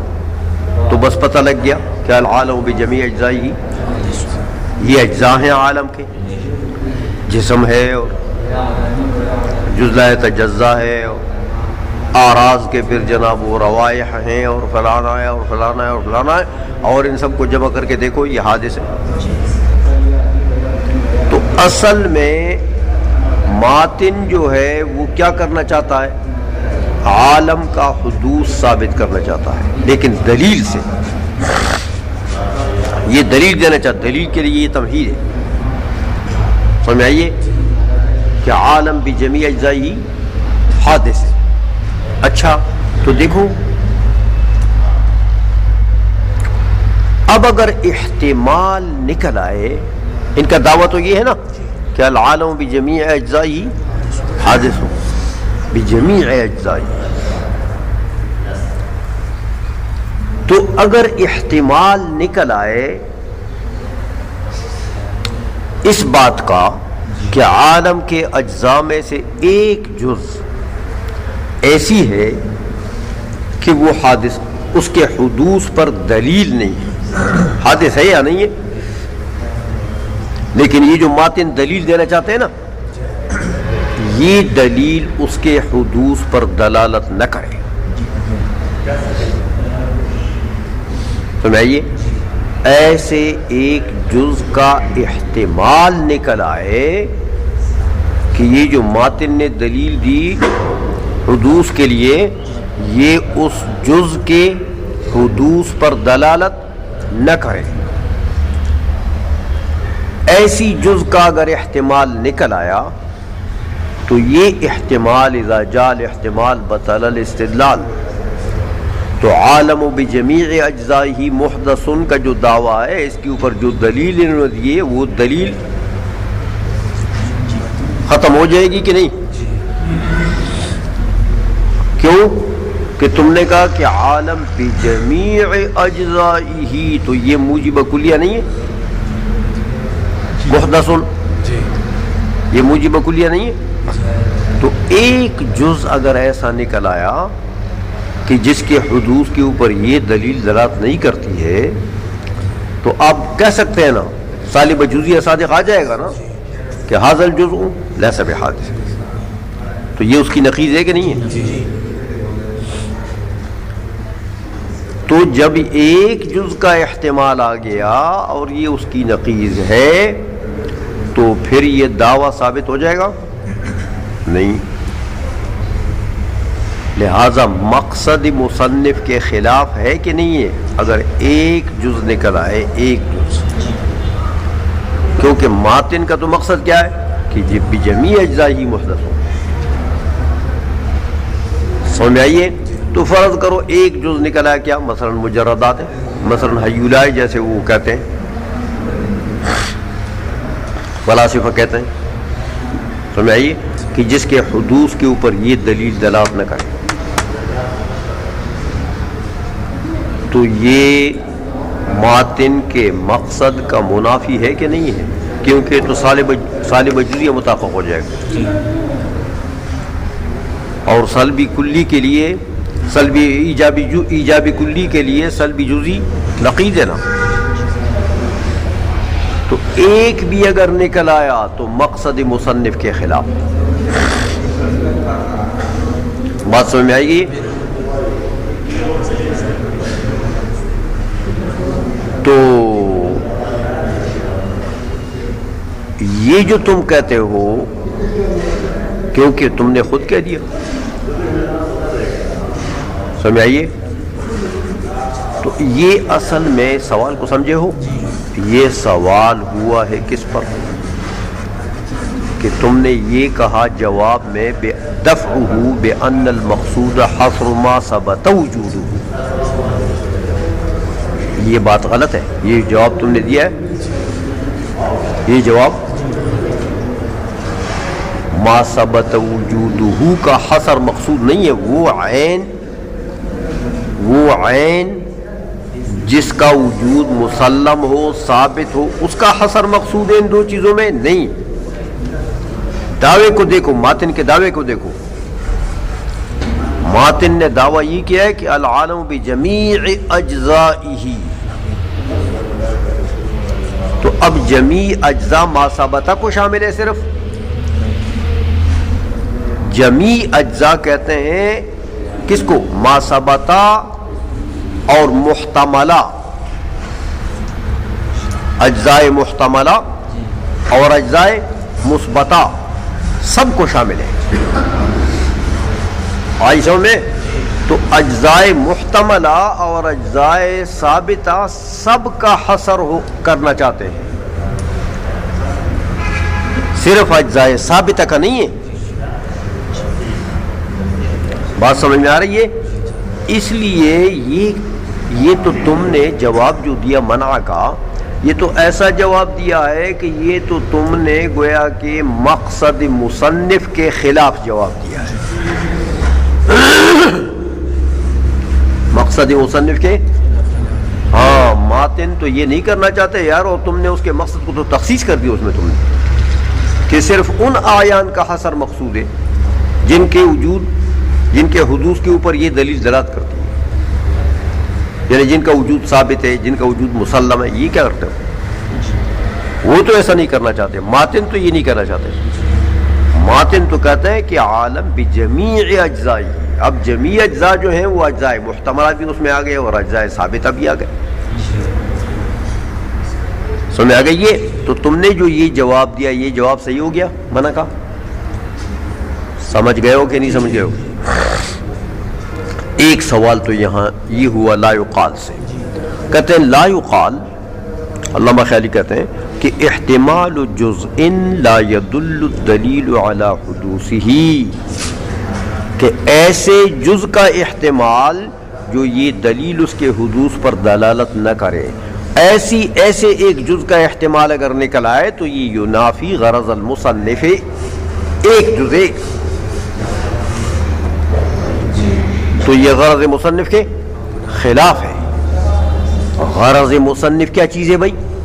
کہتے ہیں وہ بیان حدوث العالم بجمیع اجزائی، اس کا غرض تو یہ ہے کہ عالم حادث ہے بجمیع اجزائی، تو بجمیع اجزائی ہی میں صرف اجزاء مثبت آ گئے، اجزاء مسلم آ گئے، بس یہ تو نہیں سمجھ آئیے. تو اجزاء محتملہ بھی آتے، تو اب اجزاء محتملہ میں سے ایک اگر احتمال ہو، ایک جز کا احتمال ہو، تو وہ اس مقصد کے منافی ہے کہ نہیں ہے؟ تو تم نے جو کہا کہ اجزاء مثبتہ، وہ جو عالم ہے اس کا حصر جو مثبتات میں سے ہے، اعیان جو ثبت وجود ہوئے ان کا حصر مقصود ہے، یہ جواب صحیح ہے؟ سمجھ میں آ گئی بات ہو؟ اچھا، وَأَيْضًا، یہ تو یہاں سوال ہو گیا. کہتے ہیں ایک اور سوال بھی تھا، لیکن تفتزانی صاحب نے وہاں پر کچھ نہیں کہا. یہاں تو آ کر کہہ دیا نا کہ بھئی جوہر نہیں کہا احترازاً عن ورود المنع، یہاں تو کہہ دیا کہ منع وارد نہ ہو جائے. تو میرے بھائی ایک اعتراض یہ مرکب پر بھی وارد ہو رہا تھا، تو وہاں مرکب میں انہوں نے کیا کہا کہ اما مرکب من جزئین فساد وهو الجسم، اما مرکب وهو الجسم، جسم کہہ دیا. حالانکہ وہاں بھی ایک احتمال ہے کہ ہو سکتا ہے کہ مرکب ہو، مرکب عین ہو مرکب ہو دو جوہرین مجردین سے، دو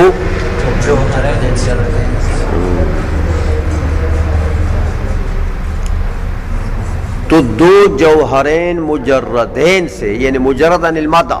یہ جو مرکب تم نے کہتے ہیں نا من جزئین، یہ تو اجزاء لا تتجزا سے مرکب ہے، تو یہ تو مادی ہے نا، یہ تو مجرد نہیں ہے. لیکن جو مجردات چیزیں مانتے ہیں تو ہو سکتا ہے ایک احتمال یہ بھی ہے کہ ایک جسم ہو اور ایک مرکب ہو، عین ہو مرکب ہو، لیکن کس سے مرکب ہو؟ مجردین سے. تو وہاں مرکب میں بھی یہ احتمال تھا. وہاں تفتزانی صاحب نے اس احتمال کا ذکر کیوں نہیں کیا کہ وہاں پر مرکب کو منحصر کر دیا کس میں؟ وہ الجسم، جسم میں. تو احتمال تو وہاں بھی ہے. وہاں تفتزانی صاحب نے اس احتمال کو التفات کیوں نہیں کیا، کیوں چھوڑ دیا؟ یہاں ذکر کر دیا اور وہاں اس کو چھوڑ دیا. سمجھ میں آ گئی ہے؟ دوسرا سوال یہ ہے، وَأَيْضًا ترجمہ کرو، وجود جوہر مرکب من جوہرین مجردین محتمل. سمجھ آئیے؟ ایک جوہر مرکب ہو اور کس سے مرکب ہو؟ ہاں، دو جوہرین مجردین سے. یہ محتمل نہیں ہے.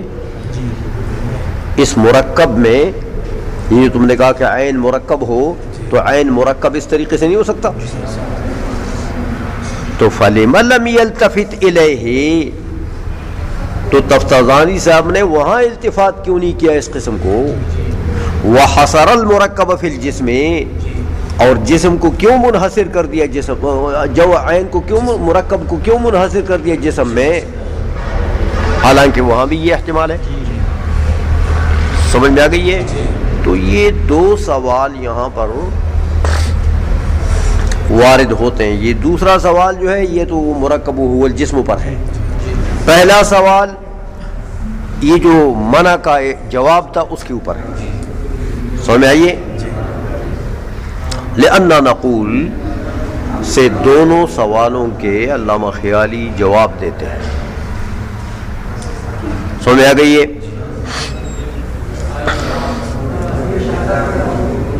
کہتے ہیں بھائی بات سنو،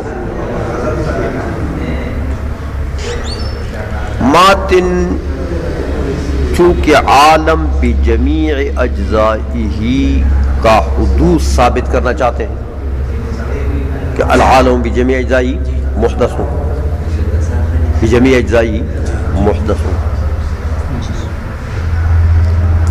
اب تمہارا یہ کہنا کہ جمیع اجزائہ میں اجزاء محتملہ بھی آتے ہیں، تم نے تو سوال ہی کیا نا. تو جمیع اجزاء سے اجزاء ثابتہ تو مراد نہیں ہے. تم نے تو کہا کہ اجزاء ثابتہ مسلمہ مراد ہے، جن کا وجود مسلم ہو. تمہیں آئیے ایسا نہیں ہے.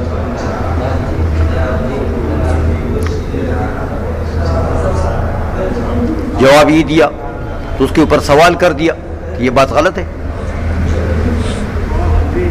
سمجھ میں آئیے؟ کیونکہ بجمیع اجزاء ہی میں تو اجزاء محتملہ بھی آتے ہیں.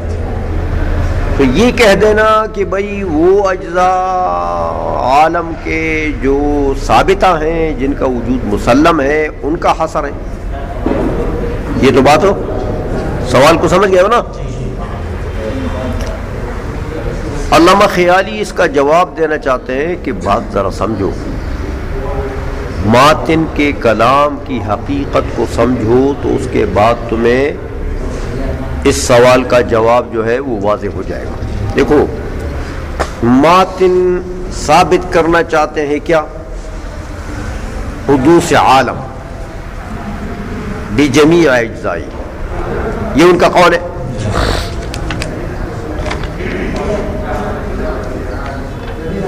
بجمیع اجزائی سے کون سے اجزاء مراد ہیں؟ کیونکہ وہ یہ اجزاء جو ہیں ان کا حدوث ثابت کریں گے، پھر استدلال کریں گے آگے جا کر کہ دیکھو یہ اجزاء سارے کے سارے حادث ہیں، لہذا کل بھی مجموعہ بھی حادث ہے. جس مجموعے کے تمام اجزاء حادث ہوں وہ مجموعہ کیا ہوتا ہے؟ اس طریقے سے ماتن گویا کہ استدلال کریں گے اجزاء کے حدوث کو ثابت کر کے، تو پھر وہ کل عالم کے حدوث پر اس سے استدلال کریں گے. تو میرے بھائی یہ بتاؤ کہ استدلال جو ہے، استدلال میں جس چیز کو پیش کیا جاتا ہے، مجہولات کو پیش کیا جا سکتا ہے. اجزاء وہ اجزاء جو معلوم نہ ہوں، جو اجزاء مجہولہ ہیں، صرف آپ احتمال نکال لیتے ہیں ان کا، تو احتمال تو مجہولات کا بھی نکل سکتا ہے. سمجھ آئیے؟ تم کہتے ہو اگر احتمال ایک جز کا بھی نکلا تو اجزاء محتملہ کو بھی داخل کرتے ہو بجمیع اجزائی میں. بجمیع اجزائی میں وہ اجزاء مراد ہیں جو اجزاء معلومہ ہیں. عالم کے کون سے اجزاء؟ جو جن اجزاء کے ساتھ علم کا تعلق ہے، جو آپ کو معلوم ہے. دیکھو کہ استدلال میں کیا ہوتا ہے، ترتیب دی جاتی ہے کس میں؟ معلومات میں، کہ مجہولات میں دی جاتی ہے. نظر و فکر آپ کرتے ہیں، استدلال بناتے ہیں، دلیل بناتے ہیں، تو کس سے بناتے ہیں؟ مجہولات بھی داخل کرتے ہیں اس میں. تو استدلال میں پیش کیا جاتا ہے معلومات کو، اور یہاں یہ جو اجزاء گن رہا ہے نا ماتن، کہ یہ عین جو ہے، یہ عین بھی اس کا جز ہے اور وہ عرض بھی جز ہے، اور وہ عین کی دو قسمیں ہیں، اور یہ اور عرض کی دو قسم اتنی قسمیں ہیں، یہ فلاں فلاں. یہ کیا کرنا چاہتا ہے؟ یہ دلیل مرکب کرنا چاہتا ہے کہ ان اجزاء کو دیکھو، عالم کی یہی اجزاء ہیں اور یہ سارے کیا ہیں؟ حادث. تو فکل العالم حادث. بات سمجھ آ رہی ہے؟ تو ان اجزاء کی تفصیل اور ان اجزاء کا جو ڈیٹیل وہ بیان کر رہے ہیں، وہ کس لیے کر رہے ہیں؟ کہ ان اجزاء کو استدلال میں پیش کریں گے، حدوث عالم کے مدعا کے اوپر استدلال میں پیش کریں گے. تو استدلال میں معلومات کو پیش کیا جاتا ہے، استعمال کیا جاتا ہے کہ مجہولات کو، معلومات کو. تو ظاہر بات ہے کہ بجمیع اجزائہ سے کون جمیع اجزائہ؟ اجزاء معلومہ. اب تم بتاؤ، وہ تمہارے جو محتملہ ہیں جن سے علم کا تعلق نہیں، وہ کہتے ہیں یار ہم اس کو مانتے ہی نہیں ہیں. متکلمین کہتے ہیں وہ تمہارے حیولے اور صورت کو ہم نہیں مانتے، مجردات کو ہم نہیں مانتے. تو جب مانتے ہی نہیں ہیں تو ان کے ساتھ ان کے علم کا تعلق ہی نہیں ہے. سمجھ آ گئی ہے؟ تو جب علم کا تعلق ہی نہیں ہے تو وہ داخل ہو جائیں گے. تو وہ حصر صحیح ہو گیا کہ نہیں صحیح ہوا جس پر سوال ہوا تھا؟ بات سمجھ میں آ گئی ہے؟ اچھا، لأننا نقول، ترجمہ کو کہتے ہیں، ہم کہتے ہیں کہ الغرض بیان حدوثہ بجمیع اجزائہ المعلومۃ.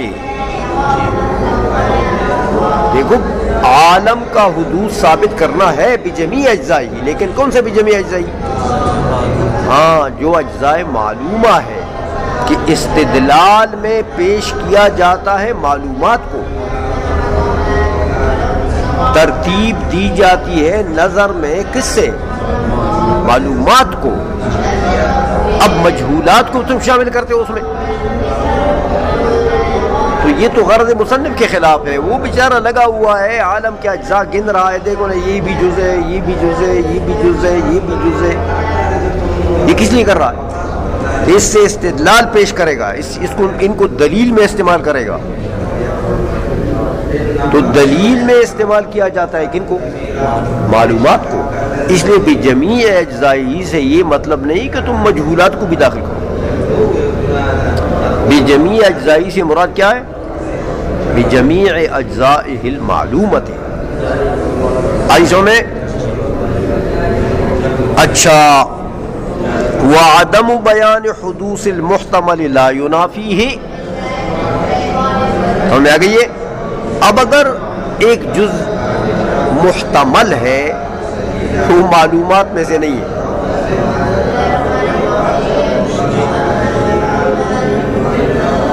آپ پڑھ چکے ہیں کہ متکلمین کے نزدیک علم بھی تو یقین کو کہتے ہیں، ظنیات کو تو نہیں کہتے.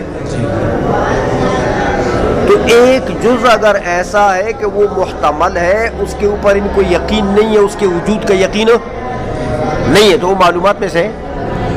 تو اس کا بیان اگر نہ ہو جائے تو حصر خراب ہو جائے گا؟ نہیں. حصر باطل ہو جائے گا؟ نہیں. بات سمجھ آ گئی ہے؟ اس لیے کہتے ہیں وعدم بیان حدوث المحتمل لا ینافیہ. اب جو جز محتمل ہے جس کے اوپر ان کو علم ہی نہیں ہے، یقین ہی نہیں ہے، اس کا بیان اگر نہ ہو جائے تو یہ تو منافی نہیں ہے غرض مصنف کے، کیونکہ اجزاء معلومہ سے بات کر رہے ہیں. بات سمجھ میں آ گئی ہے؟ اچھا، یہ تو ایک سوال کا جواب دے دیا. پہلا جو سوال تھا جو وہ جواب کے اوپر دفعہ کے اوپر وارد ہوا تھا، اس کا جواب یہاں تک ختم ہو گیا. اب وہ دوسرے سوال کا جواب دیتے ہیں. دوسرا سوال وہ مرکب پر ہوا تھا نا، کہ بھئی وہاں تو احتمال ہے کہ جوہرین مجردین سے ایک عین مرکب ہو، تو اس کا ذکر کیوں نہیں کیا؟ سوال یاد ہے؟ اس کا جواب دیتے ہیں، کہتے ہیں بھائی دیکھو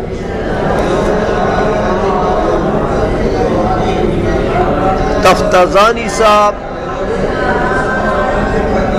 ان چیزوں کا ذکر کرنا چاہتے ہیں یہاں پر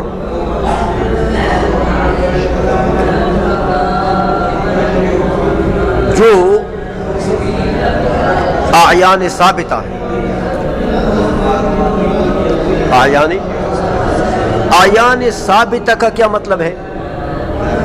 ثابتہ کا مطلب یہ کہ کوئی نہ کوئی متکلمین میں سے کسی نہ کسی کا مذہب بھی تو ہو، اس کا ثبوت ہو۔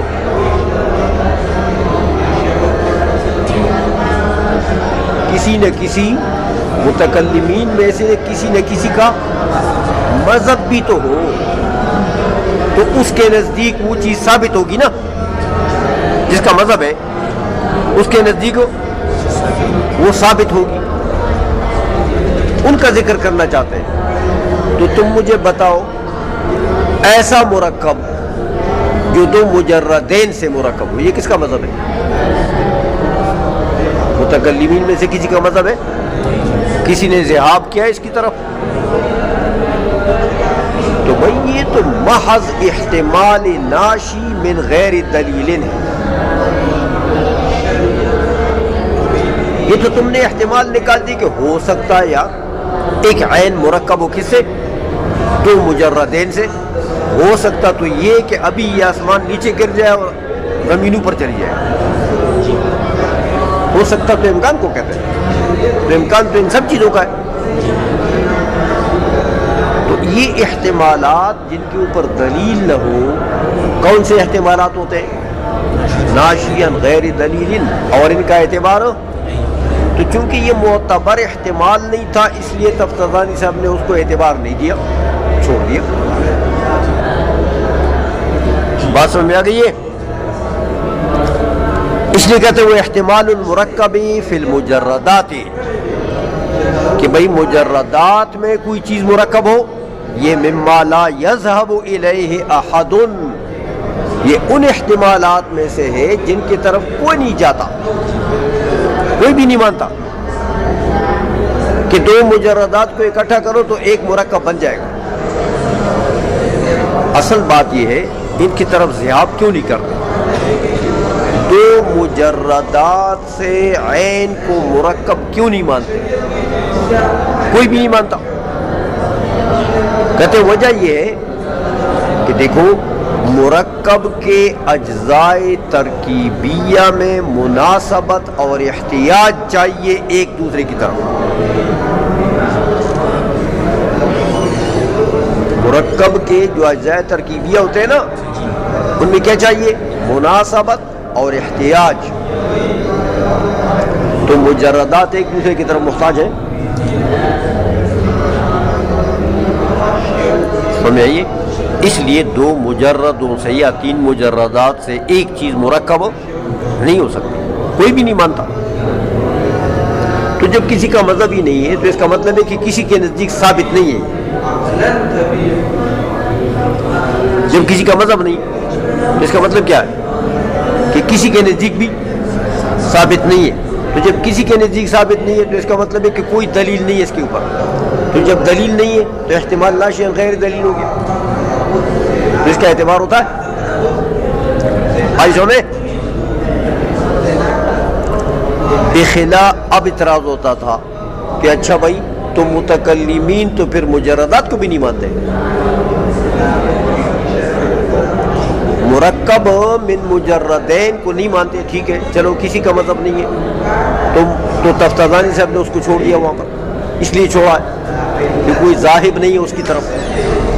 تو پھر یہ بات تو علم کلام کی ہے کتاب، تو متکلمین مجردات کو مانتے نہیں، تو یہ مجردات کی بات کیوں کرتے ہیں؟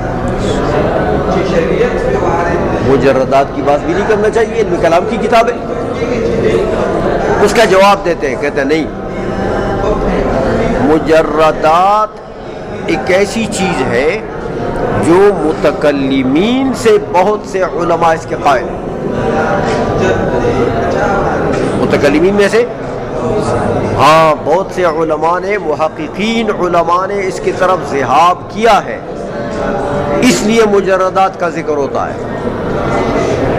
اور مرکب من مجردین کی طرف کسی نے ذہاب نہیں کیا، اس لیے اس کا ذکر نہیں ہوتا.